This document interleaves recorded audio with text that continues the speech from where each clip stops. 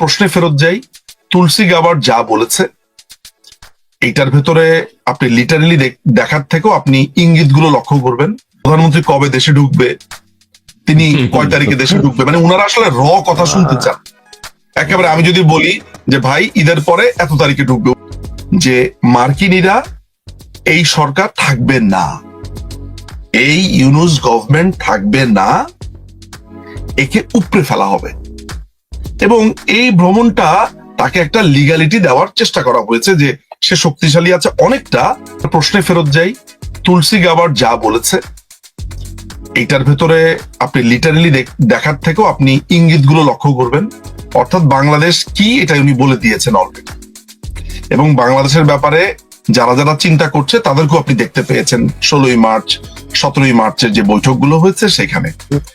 বাংলাদেশের তরফ থেকে যেই প্রতিবাদটা গেছে এই দখলদার বাহিনী থেকে, সেটা শেয়ার দিয়েছে কে? ফ্রান্স এমবেসি, যে মার্কিনীরা এই সরকার থাকবে না, এই ইউনুস গভর্নমেন্ট থাকবে না, একে উপড়ে ফেলা হবে।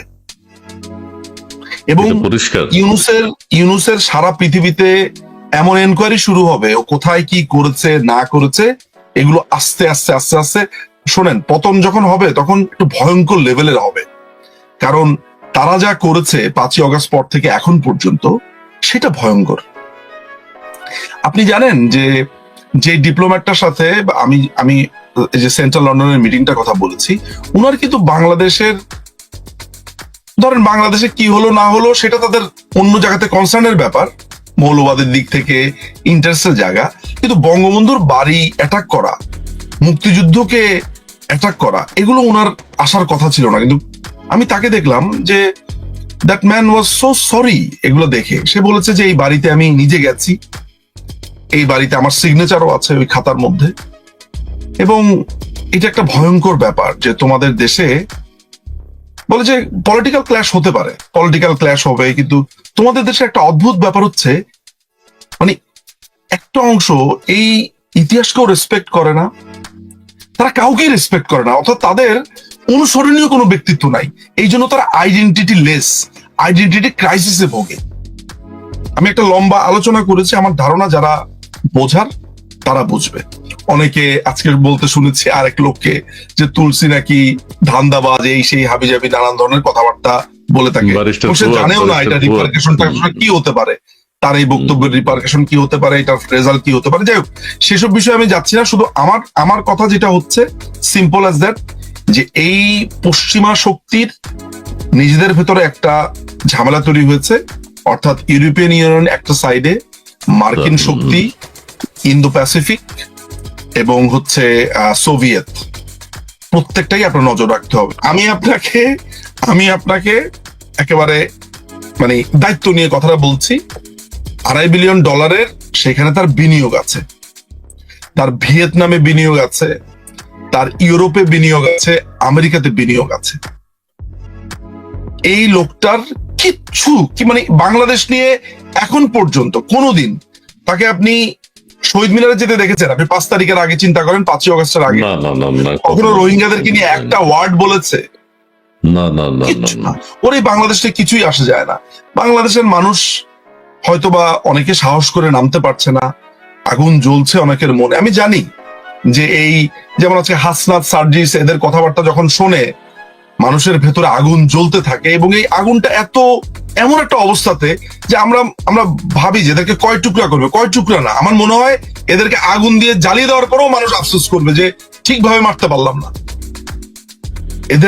এদের পরিবার থেকে শুরু করে এদের 14 গোষ্ঠীকে মানে বাংলাদেশের মানুষ ছিঁড়ে খুঁড়ে মারবে। মানে আমি আপনাকে এতটুকু বলে রাখতে পারি, এদের উপরে সাধারণ মানুষের এত রাগ, শুধু আপনি অপেক্ষা করেন। আমি শুধু অপেক্ষা করছি, কারণ আমি জানি, আমি বুঝতে পারি এটা কখন হবে। এই অবৈধ সরকার তাদের নিজেদের লোক নিয়োগ দেওয়ার ক্ষেত্রে এরকম 50 লাখ টাকা মিনিমাম আপনার এই পদগুলো বিক্রি হচ্ছে। খুব ভালো দুটো জিনিস হচ্ছে, একদিকে হচ্ছে তাদের নিজেদের লোক ঢুকছে, অন্যদিকে তাদের পকেটে টাকা আসছে। সো এগুলো আবার ডিল করছে কে? এগুলো আবার ডিল করছে হচ্ছে যে এই উপদেষ্টা নামে, এই সমন্বয়ক নামে এদের আপনার যারা এপিএস আছে, পিএস আছে, তারা প্রত্যেকে এখানে ব্যবসা করছে, যে যার মতো করে ব্যবসা করে নিচ্ছে। আপনার ওয়াসাতে আপনার কোটা না মেধা বলে আন্দোলন করেছে, তো এখন কিভাবে নিয়োগ হচ্ছে 150 জন? সেটা কি সাধারণ মানুষ প্রশ্ন করে? সাধারণ মানুষ সাধারণ মানুষ কি সেখানে প্রশ্ন করেছে যে তাদের পরীক্ষা কেন দিতে হলো না, তাদেরকে কেন একটা প্রসিডিউরের মধ্য দিয়ে যেতে হলো না? মানুষ এখন উপলব্ধি করছে, বুঝতে পারছে, মানুষ বুঝতে পারছে যে প্রতারিত হয়ে গেছে। নাম্বার 2, আমি আপনাকে যেই কথাটা বলতে চাই সেটা হচ্ছে যে পরিবর্তনের যে কথাটা বলা হচ্ছে, পরিবর্তনের আকাঙ্ক্ষার যে কথাটা বলা হচ্ছে, এবং এত দ্রুত মানুষ বলছে যে আমরা বুঝে গেছি, আমাদের ভুল বোঝা হয়েছে। আমি এটা মনে করি না। বাঙালিকে আপনি আমি অনেকে আমার একটা ভারতীয় চ্যানেলে আমি বাঙালিদেরকে নিয়ে একটা মন্তব্য করার কারণে, আপনি নিশ্চয়ই সেটা আপনার কানে এসেছে বা আপনি দেখেছেন যে আমি কিরকম বলেছি তাদের কথা, তাদের চরিত্রের কথা। একটা কথা চিন্তা করে দেখুন তো আপনি, যে মানুষটা তার জীবনের একটা দীর্ঘ সময়, কত 17-18 বছর জেলে ছিলেন তিনি, একটা দীর্ঘ সময় এই বাংলাদেশের জন্য তিনি জীবনটা উৎসর্গ করে দিলেন, লাস্টে মারাও গেলেন এই বাংলাদেশের জন্য, তাকে এসে মেরে ফেললো। আপনি সেই মানুষটার বাড়িঘর পুড়িয়ে দিচ্ছেন। এই মানুষটা স্বাধীনতা নিয়ে এসেছিল তার নেতৃত্বে। আপনার 66, 62, 52, 66, আপনার 69, 68-তে আপনার আগরতলা ষড়যন্ত্র মামলা, 69-এর গণ অভ্যুত্থান, 70-এর নির্বাচন, 71, পুরোটা অস্তিত্ব জুড়ে যে মানুষটা আপনার সাথে মিশে রয়েছে, আপনি এমন একটা নিমুখ হারাম, আমি আমাকেও বলছি আমরা এমন একটা নিমুখ হারাম যে আমরা ভাই সেই মানুষটাকে মেরে তো ফেললামই, 54 বছর পর তার বাড়িটাকে আমরা ভেঙে চুরে, তার ভাস্কর্যকে কি নোংরা ভাবে আমরা অপমান করেছি, নানান ভাবে করেছি। এই দেশের, এই ভূখণ্ডের মানুষ যখন বলে আমি বুঝে গেছি, তখন বুঝতে হবে সে কখনোই বোঝেনি। ওই 9 মাসের যুদ্ধ সে মনে করেছে সে বুঝে গেছে। সে ওই 9 মাসের যুদ্ধের কারণে কখনো স্বাধীনতার মর্যাদাটাও বোঝেনি। আমি ব্যক্তিগতভাবে মনে করি আরেকটু সাফার করুক। এইটা হচ্ছে আমি সবখানে গেলেই বলি, এরা আরেকটু সাফার করুক। এই রাষ্ট্র সাফার করতে হবে তাকে। সে সাফার এখনো বোঝেনি। তার একটু গরম লেগেছে, তো তার এখন মনে হচ্ছে শরীর পুড়ে যাচ্ছে, আমাকে বাঁচাও। তাকে যখন বাঁচাতে আসবো, এই মানুষগুলোই বলবে ও আমাকে তো বাঁচাইতে আসছে, কারণ ও নিজের বাঁচানো দরকার, তাই এইবার একটু সাফার করুক।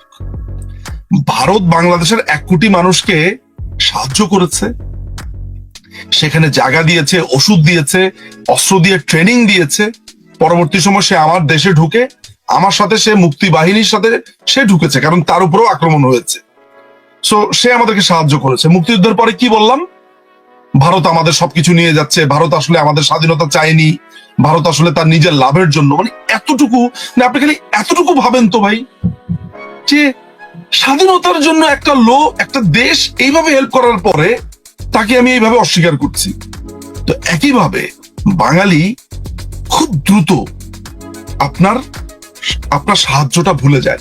এটা আপনার ব্যক্তি জীবনে আপনি লক্ষ্য করে দেখবেন ইসমাইল ভাই, কোন লোককে এই পর্যন্ত আপনি তার বিপদের সময় টাকা ধার দিয়েছেন, কটু কথা শোনেননি, আমার মনে হয় না আপনার জীবন এটা হবে। খালি টাকাটা ফেরত চাইতে যান, বিপদে মরে যাচ্ছে, শেষ হয়ে যাচ্ছে, আপনি তাকে টাকাটা দিলেন। টাকাটা যখন আপনি চাইবেন, তখন মনে হবে যে ভাই আপনি মনে হয় ঋণ চাচ্ছেন তার কাছে, অথচ আপনার পাওনা টাকার জন্য আপনাকে ঘুরতে হচ্ছে। এটা বাংলাদেশের জাতি বলবো না, বাংলাদেশি ভূখণ্ডের মানুষ অধিকাংশ সে কাউকে মর্যাদা দেয় না, সে কাউকে রেসপেক্ট করে না, সে নোংরা কথা বলে এবং তার যে উপকার করে। আমরা ছোটবেলাতে একটা গল্প পড়েছিলাম, ওই যে একটা বাঘ খাঁচাতে বন্দি ছিল, একটা পথিক রাস্তা দিয়ে যাচ্ছিল, বাঘটা অনেক অনুনয় বিনয় করার পরে ওই লোকটা তার খাঁচাটা খুলে দেয় ওই ভাগটা তাকে খেতে চায়। আমরা ছোটবেলাতে ক্লাস 4 না 5 সেটা পড়েছিলাম, আমি জানি না লেখক কে ছিলেন, এখনো আমার স্পষ্ট আমার মনের ভিতরে আছে। সুতরাং বাংলাদেশি মানুষের এই অভ্যাসটা, উপকার একবার করেছেন সে আপনার ক্ষতি করবেই। আমার নিজের জীবনে অসংখ্য এমন ঘটনা আছে। সো বৃহত্তর অর্থ তারা তাই। সো সুতরাং আমি মনে করি কয়েকটা জিনিস, সেটা হচ্ছে সে এই বাংলাদেশিদের আরো সাফার করা উচিত, সাফার করুক। আমি মনে করি এটা, আমি মনে প্রাণে চাই এই সাফারের মধ্য দিয়ে সে বুঝতে পারবে কোন আগুনে সে সমর্থন দিয়েছিল। এর আবার ইগো খুব বেশি, কিন্তু পাছা ভরা এতগুলা তার ইমোশন, ইগো স্বীকার করবে না, স্বীকার সে শুরুতে করবেই না, না না ভালো আছি, লাথি গুতা খাচ্ছে। তার ইমোশন, তার ইগো, এগুলো সব ভেঙে সে আসবে, সে বলবে সে ভুল করেছে, তাহলেই মুক্তি আসবে। আর আমরা যারা মনে করি বাংলাদেশ আওয়ামী লীগ, বঙ্গবন্ধু, বঙ্গবন্ধু কন্যা মাননীয় প্রধানমন্ত্রী শেখ হাসিনা, এই প্রত্যেকটা প্রত্যয়, প্রত্যেকটা কনসেপ্ট, প্রত্যেকটা ইনস্টিটিউশনের পক্ষে আমরা ছিলাম, আমাদের জীবনকে বিপন্ন করেছি। আমার বাবা মাকে মেরে ফেলবে, মেরে ফেলুক, আমার বাড়িঘর পুড়িয়ে দিবে, পুড়িয়ে দিক, আমার সমস্ত কিছু শেষ করে ফেলবে, করে দিক। যুদ্ধে নেমেছি, শিশিরে যদি ভয় পাই তাহলে হবে। এই যুদ্ধে নেমেছি তো, আমি এই যুদ্ধে নেমেছি জীবনের প্রাণ উৎসর্গ করে। তার মানে এই না যে ধুম করে এসে আপনার গুলির সামনে বললাম যে আমার মেরে ফেলেন, না, মৃত্যু আমার হবেই, হয়তো এই যুদ্ধেই আমার হবে, কিন্তু যতক্ষণ পারি আমি লড়াই করব। আমার যা ক্ষতি, যা ইচ্ছা, আমার কষ্ট হবে, আমার বেদনা হবে, আমার যন্ত্রণা হবে, কিন্তু বঙ্গবন্ধু কন্যা মাননীয় প্রধানমন্ত্রী শেখ হাসিনাকে যেদিন এই রাষ্ট্রে তার সমস্ত সম্মান দিয়ে আমি ফেরত আনতে পারবো, আমরা ফেরত আনতে পারবো, সেদিন শুধু 2 হাত উঁচিয়ে বলবো জব ডান, দ্যাটস ইট। আমার নাই মন্ত্রী হওয়ার শখ, নাই এমপি হওয়ার শখ, নাই কোটি কোটি কোটি কোটি টাকার মালিক হওয়ার শখ, কিচ্ছু শখ নাই। এই যে আমার পেছনের লাইব্রেরিটা দেখছেন, এখানে নিশ্চিন্তে বসে বই যাতে লিখতে পারি, ঢুকতে পারি, জাস্ট যোদ্ধার মতো নেমেছি, কাজ শেষ, এই লাইব্রেরিতে আবার ঢুকে যাব। সো আমি আমার যারা দর্শকরা আছেন, বাংলাদেশ আওয়ামী লীগের নেতাকর্মী আছেন, যারা শুনছেন, তাদেরকে সবাইকে একটা কথা আমি জাস্ট জানিয়ে রাখি যে এই দখলদার, এই টোকাইয়ের বাচ্চা, এই টোকাই, এই দখলদার বাহিনী, এই ইউনূসের বাহিনীর সময় খুব বেশি দিন নেই। দ্রুত তাকে শেষ হতে হবে। কি প্রক্রিয়াতে শেষ হবে, কিভাবে শেষ হবে, সবই দেখেছেন আপনারা। এখনো ওই সামনের জন্য অপেক্ষা করতে হবে। এতটুকু আপনাকে বলে রাখা দরকার যে এই দখলদার বাহিনীকে শেষ করার জন্য আমার মাথার ভেতরে যত রকমের বুদ্ধি আছে, যত রকমের স্কিল আমি জানি, আমার যত মেধা যদি 1 সেকেন্ডও থাকে, তার প্রত্যেকটা এই সরকারের এগেইনস্টে, এই দখলদার এগেইনস্টে আমি ব্যবহার করব। পৃথিবীর যেইখানে যাওয়া প্রয়োজন, পৃথিবীর যে প্রান্তে যাওয়া প্রয়োজন, আমি সেই প্রান্তে যাব। এটার জন্য আমাকে যদি সমস্ত কিছু হারাতে হয়, আমি তাও হারাবো, কিন্তু বঙ্গবন্ধু কন্যাকে এই দেশে সসম্মানে ফেরত আসার আগ পর্যন্ত আমার নিজেকে মানুষ মনে হবে না। তাই লড়াই চালিয়ে যাচ্ছি। এতটুকুই আমার শেষ মন্তব্য ছিল। তো এই যে জঙ্গিবাদ বাংলাদেশে মাথাচাড়া দিয়েছে, যারা জঙ্গিবাদ বিরোধী রাষ্ট্ররা আছে বিভিন্ন দেশে, সারা পৃথিবীর, তারা এটা বুঝতে পেরেছে যে ওই যে হিরোশিমাতে বোমা ফালানোর পরে এটা আমরা কি করলাম। তো দেখা যাচ্ছে যে একবারে ভয়ঙ্কর জায়গাতে এই দেশকে, এবং এখানে অনেকগুলো দেশ এমন ভাবে ক্ষতিগ্রস্ত হয়েছে যেই দেশের সাথে আবার ইন্টার রিলেটেড ভাবে পশ্চিমাদের যথেষ্ট শক্তির ব্যাপার স্যাপার আছে, তাদের ব্যালেন্সের ব্যাপার স্যাপার আছে। ফলে আমি কি তাহলে এটা বোঝানোর চেষ্টা করলাম যে মাননীয় প্রধানমন্ত্রীকে এইভাবে দেশে আনা বা এইভাবে আবার বাংলাদেশ আওয়ামী লীগ, না, ব্যাপারটা হচ্ছে খুবই ন্যাচারাল ওয়েতেই হবে, কিন্তু সাধারণ মানুষ যেভাবে ভাবে কাজটা ওইভাবে হয় না। আসলে আমাদেরকে দেখতে হবে যে আমেরিকার পজিশন কি। পরিষ্কার ভাবে আমেরিকার তুলসী গ্যাবার্ড যা বলার বলে দিয়েছে। আপনি বাংলাদেশের ইতিহাসে যেই রাষ্ট্রটিকে তলাবিহীন ঝুড়ি বলেছিল কিসিঞ্জার, আজকে তাদের প্রধান একজন নিরাপত্তা প্রধান,